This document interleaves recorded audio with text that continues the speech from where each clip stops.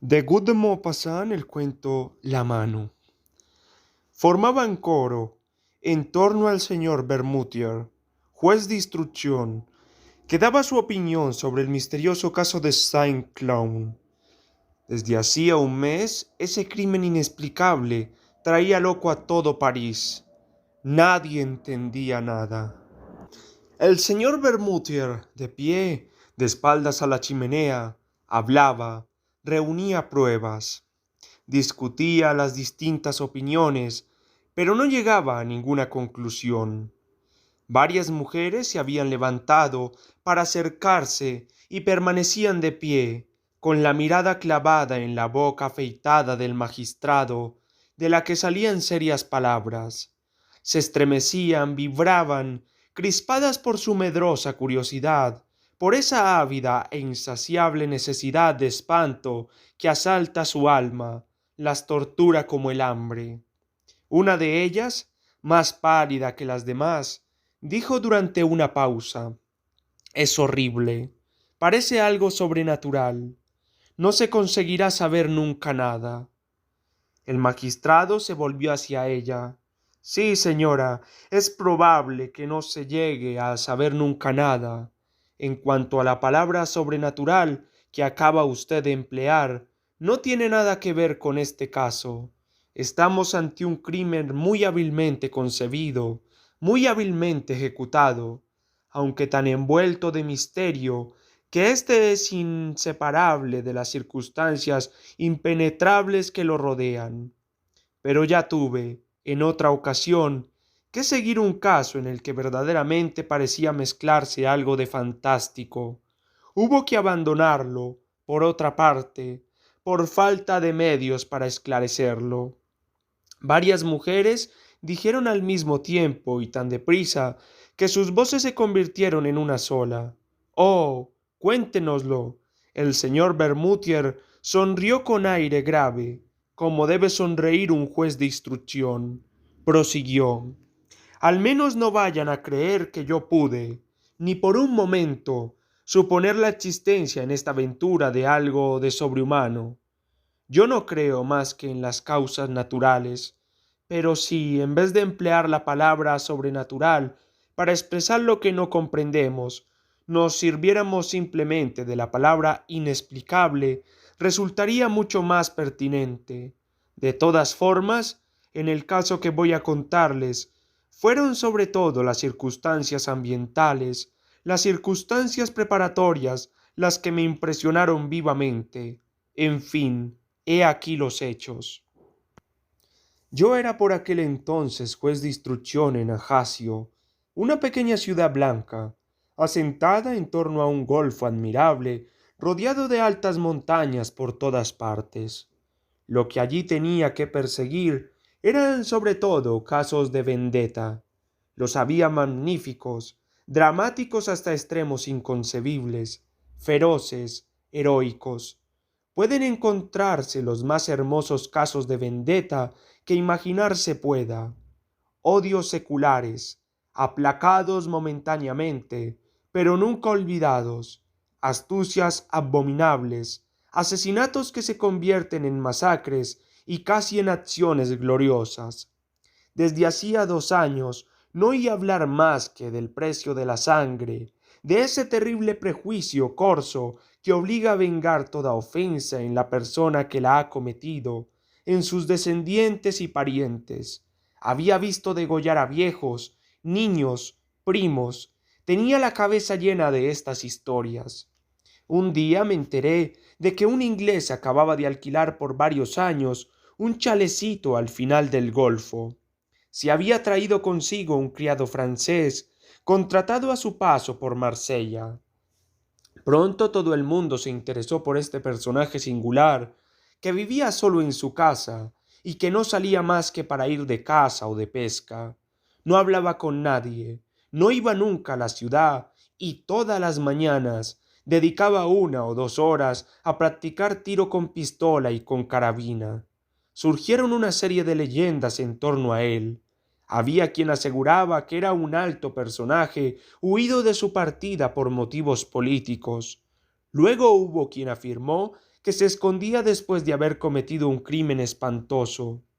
Se referían incluso circunstancias particularmente horribles. En mi calidad de juez instructor, quise recabar alguna información sobre ese hombre, pero me fue imposible saber nada. Se hacía llamar John Rowell.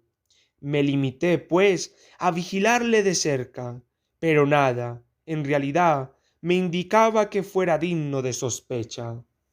Pero, como seguían circulando rumores sobre él, rumores que no hacían sino aumentar y extenderse, decidí que trataría de conocer personalmente a ese extranjero y comencé a ir habitualmente de casa por los alrededores de su casa.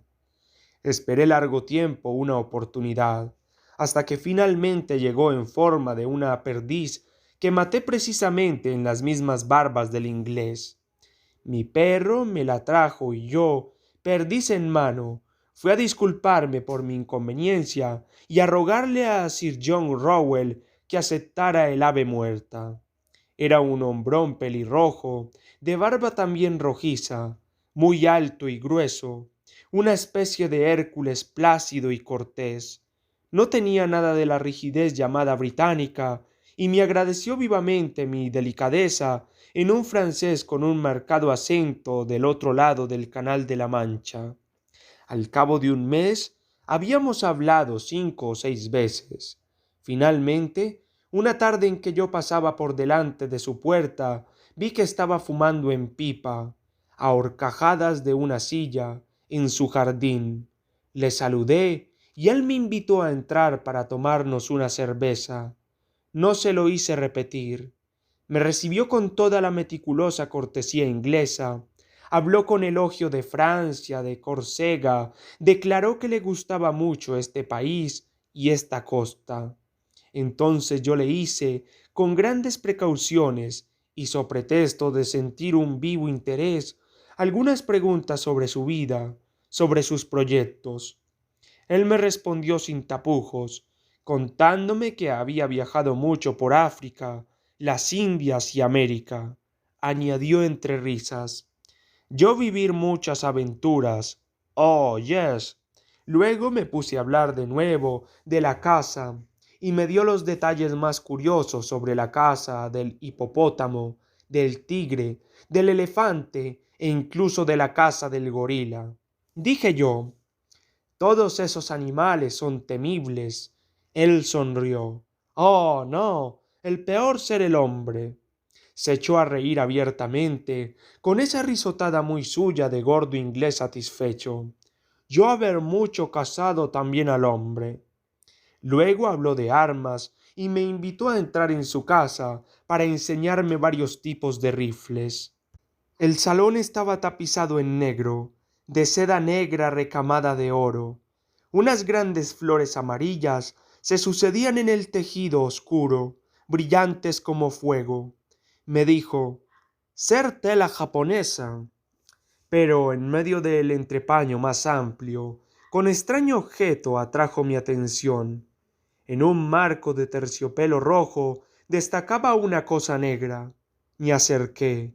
Era una mano de hombre, no la mano de un esqueleto, blanca y limpia, sino una mano negra disecada, con las uñas amarillentas, los músculos al descubierto y rastros de sangre antigua, de una sangre parecida a la roña, sobre los huesos seccionados por un corte limpio, como con un golpe de hacha, hacia la mitad del antebrazo.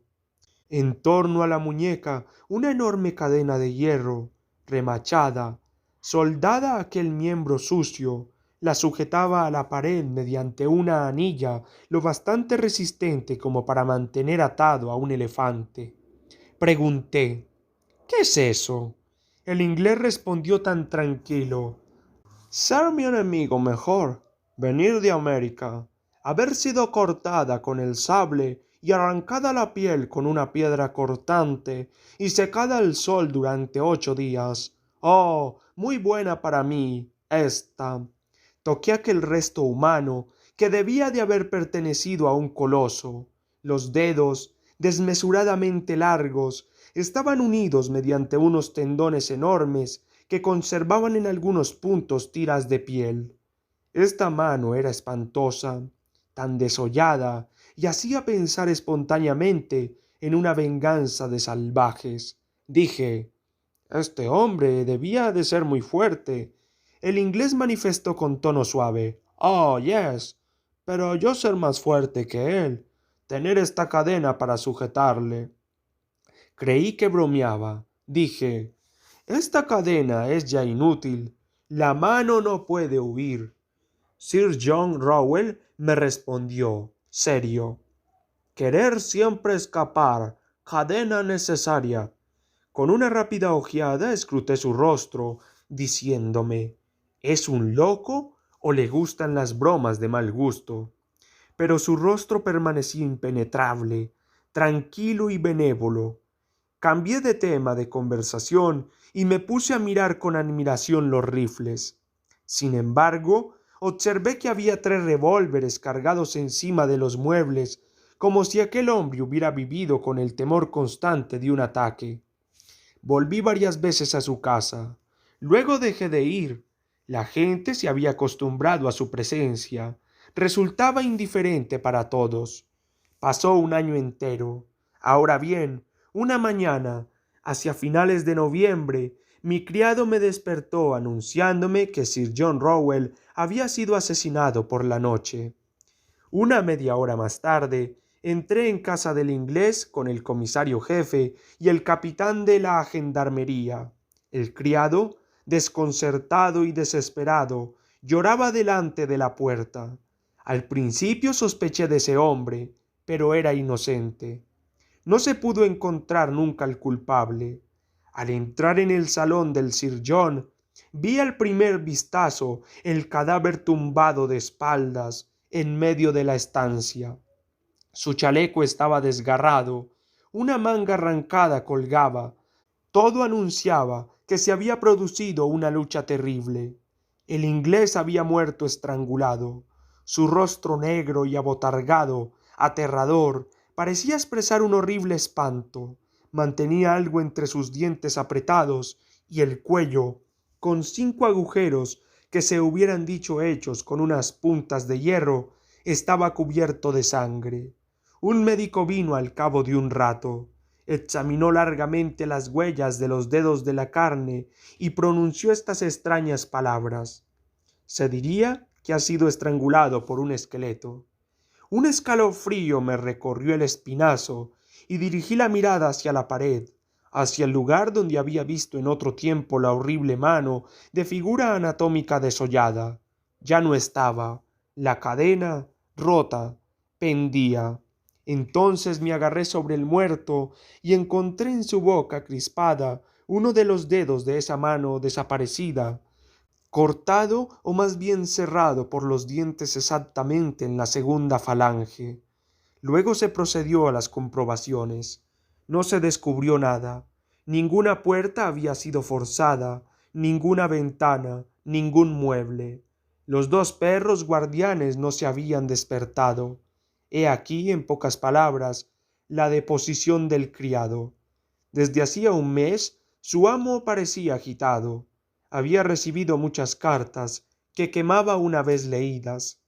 A menudo cogía una fusta, en un arranque de ira que se hubiera dicho locura, y golpeaba furiosamente con ella la mano disecada que estaba clavada en la pared y desaparecida, no se sabe cómo, en el mismo momento del crimen.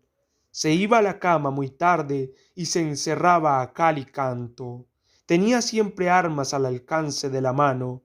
A menudo, de noche, hablaba en voz alta, como si discutiera con alguien. Aquella noche, por una casualidad, no había hecho ningún ruido y el sirviente se había dado cuenta al entrar para abrir las ventanas de que Sir John había sido asesinado. No sospechaba de nadie.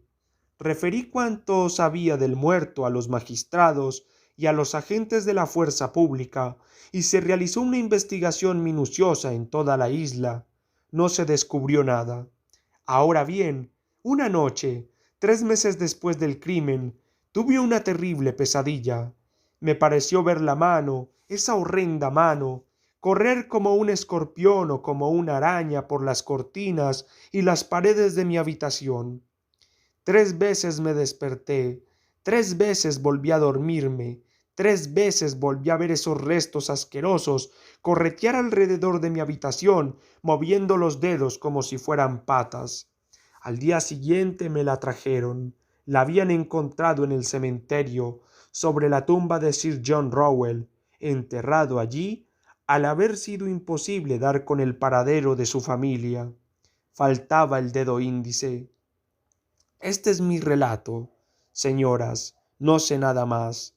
Las señoras espantadas estaban pálidas y temblorosas. Una de ellas exclamó: pero esto no es un desenlace, no existe explicación.